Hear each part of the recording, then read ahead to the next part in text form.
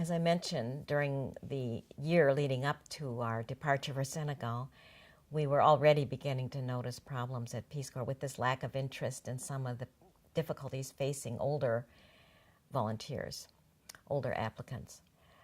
And then when we got there, we began to see that training was very poor and that there were problems with the management in that country. And but when I really became convinced that Peace Corps reform is absolutely essential is when we started getting, I believe it was after we came back and testified before the Senate subcommittee in 2007, and we began to get affidavits or reports from the volunteers all over the world.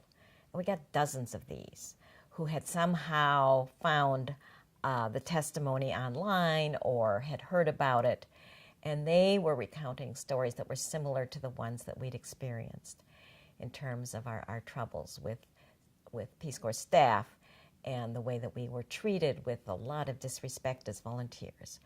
And these were incredibly moving stories because these were young people. Some of them were older. Actually, the older ones were sometimes more outspoken.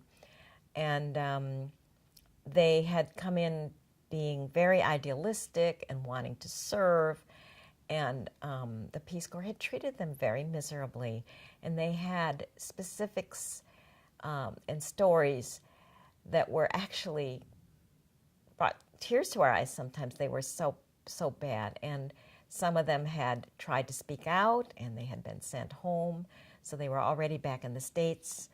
And they didn't think they had any rights. They didn't know that, they could have fought, and maybe it wouldn't have done any good.